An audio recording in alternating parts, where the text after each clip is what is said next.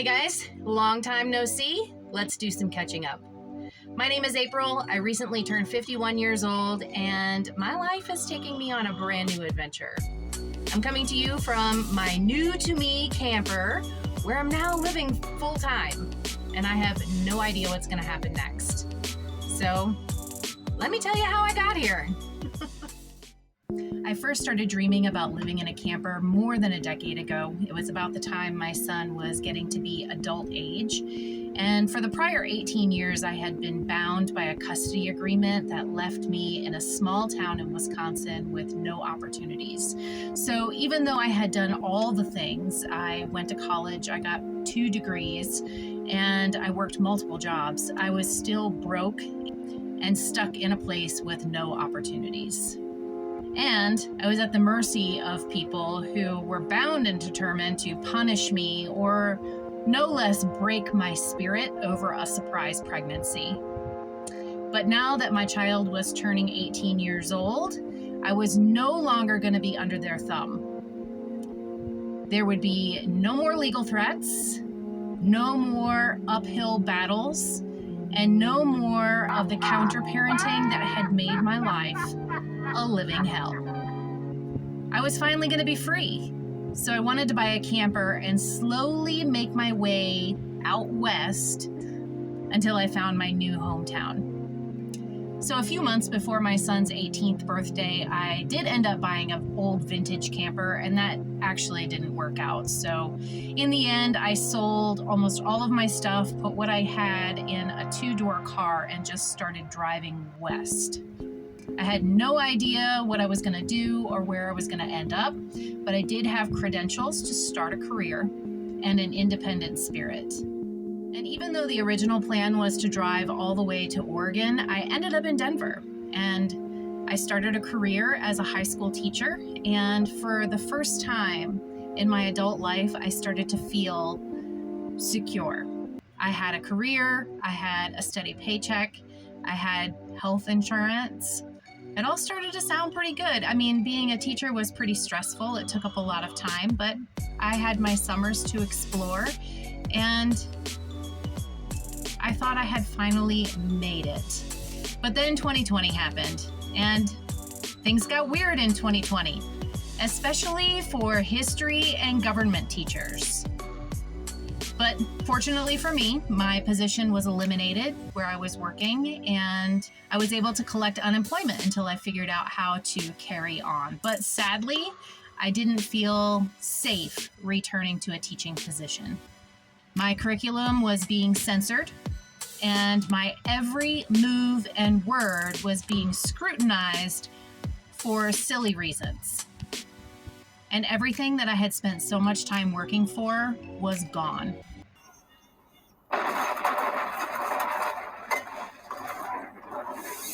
Knowing that I might not ever be able to go back to teaching, I started thinking about living in a camper and embracing my freedom again. In order to do that, though, I did have to develop some kind of an online job that I could work while I was on the road. And the first thing that I decided to do was start an Etsy shop.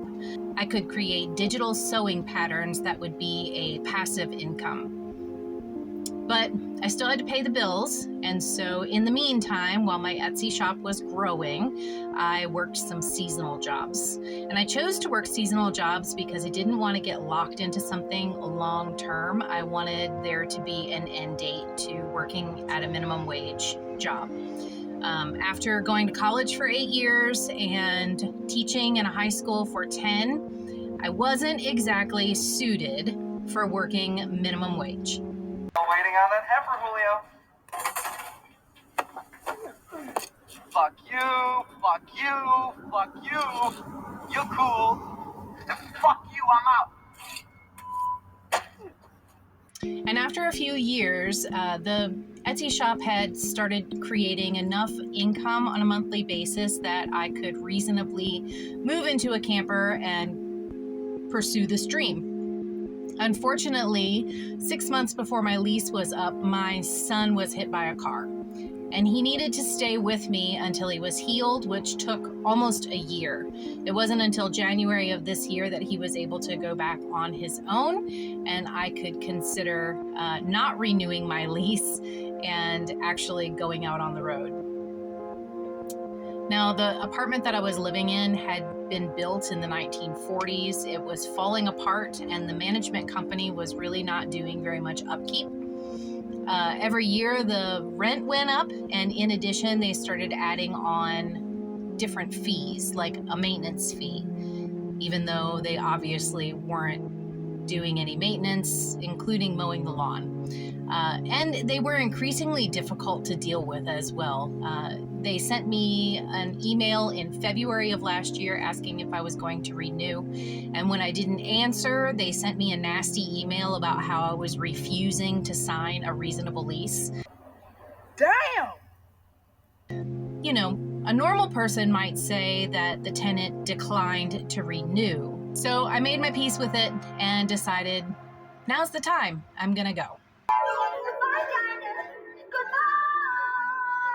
So I started thinking long term, what was this really going to look like if I lived in a camper? What was I going to do? Was I going to just haul this camper around Denver for the next 6 months? My son is obligated to a lease for at least the next 6 months, and I didn't want to leave him here in Colorado. I am the only family that he has here.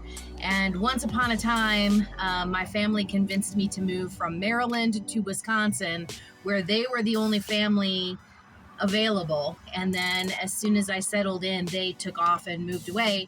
Not that they would have been a supportive network for me, because I don't have that type of family, but just the same, it put me in a bad spot, like not having anybody to rely on when things got crazy. So I definitely don't want to do that to my own child. So I'm going to stick around until he's able to leave if he wants to.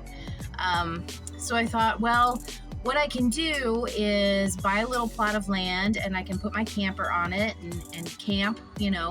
This was my thinking. However, there are lots of rules and ordinances about camping on your own property in Colorado. You can only be there for so long, and you have to pay for a permit to be there. And in order to get the permit, you have to prove that you have waste management system and that you have access to water.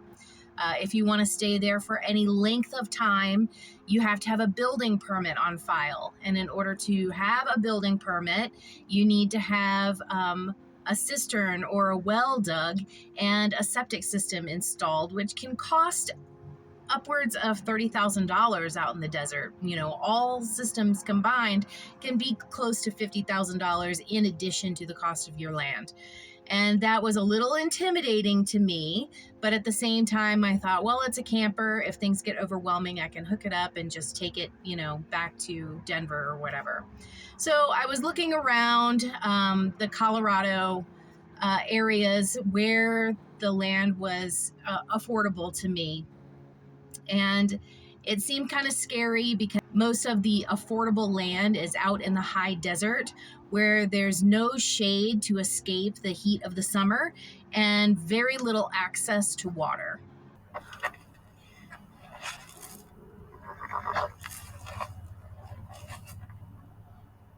And all of that really was just a little overwhelming to me, so I started to think of what my other alternatives might be. And another alternative would be to put my truck and my belongings in storage and buy an RV that I could travel around the metro area in and up into the mountains. I wouldn't have to worry about putting wear and tear on my vehicle, and I could just stay in the RV until I figured out a better plan. So I started looking at RVs on Marketplace, and I found one that I was interested in. It was a little big and kind of intimidating to drive, but I thought, well, I'll get used to it in time. But the problem was that I needed a place to park it while I finished moving out of my apartment. And it was too big to put in my off-street parking space. So the only alternative would be to park it on the street. Now there's ordinances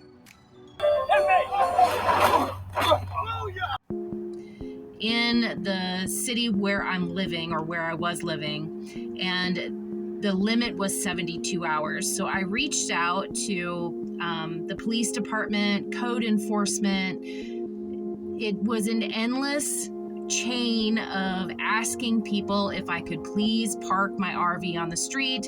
And I just, it got to be too convoluted, and they said it wouldn't be allowed anyway, that I should get a storage slip somewhere where I could park my RV. Unfortunately, all of the RV storage areas in my area were booked up completely, and I was told that they wouldn't just rent one out short term anyway, that I would have to have a year lease. So that plan was out the window. So I decided I would just continue looking for a plot of land that I could camp on. And in the process of scrolling on Zillow, I found some cheap fixer-upper homes that were right in my price range, and they were so cute. So I decided to go down that road. Now, I have been very apprehensive about buying a home. And the reason is, in 2018, I was in the process of buying a condo. And on the day of closing, I got a call from the broker that the loan was not going to go through because of a lawsuit that was filed against the HOA. I had 2 days to move out of my apartment. I had nowhere to go. I lost the money that I invested on the appraisal and the inspection, and I ended up being homeless for 2 weeks before I found an apartment to move into. And I really don't ever want to have to do that again. But because these homes were so cute and I had a lot of hope in my heart, I decided to go ahead and start contacting brokers about buying a cute little fixer-upper. So when I reached out to the broker, I told them what my plan was, and that was to put a large amount of money down towards the home and finance the remainder. And the broker told me that because of the condition of the house, that I would only be able to use a conventional loan, and I had something on my credit report that had to be cleared up in order to qualify for that loan. So I went ahead and I took care of that issue on my credit report, and I got back to the broker, who then told me that they don't loan on real estate for less than $75,000. So I would have to borrow much more money than I actually wanted to in order to buy this house. And I reached out to a few other brokers who told me that their companies don't lend less than $100,000 for real estate. So I was suggested to ask a bank for a personal loan. So I went ahead and I contacted a couple of banks about a personal loan, and those banks then told me that they don't give personal loans for real estate, that it's one of the things that you can't buy with a personal loan.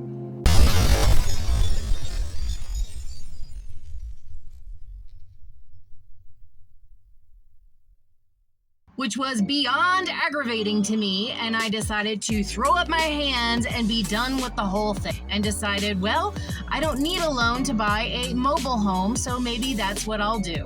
I had never considered buying a mobile home before, but if I could find one in my price range that could use a little fixing up, something that would give me a return on my investment and also had a low lot rent, then maybe that's the direction that I could go. So I started looking for fixer-up mobile homes. Which maybe I shouldn't have did, but fucking. And can I just say that in my experience, attempting to communicate with trailer parks, managers at trailer parks, is an exercise in self-control.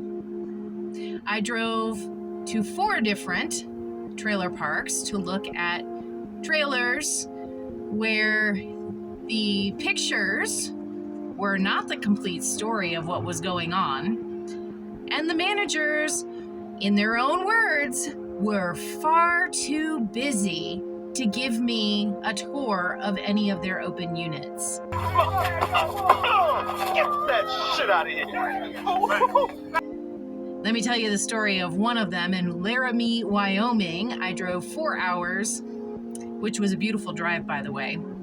The only consolation for the entire day that I gave up to go look at this piece of crap trailer, where it took 3 days to get a response from the manager, and when I did, it was misspellings, no punctuation, all caps, explaining how they were so busy.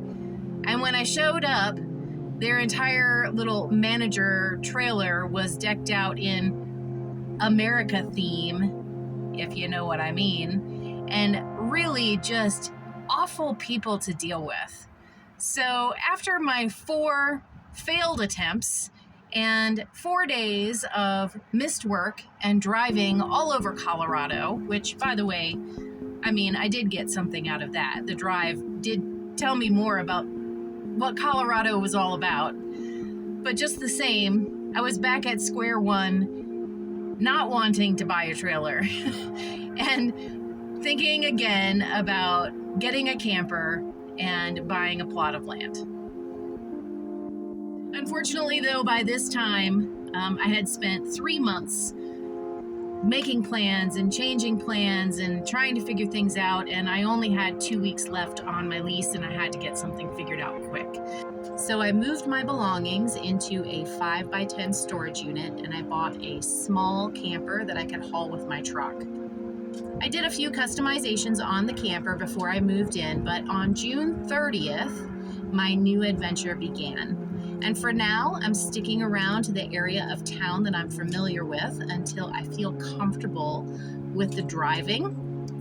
And after that, I don't know where this journey will take me.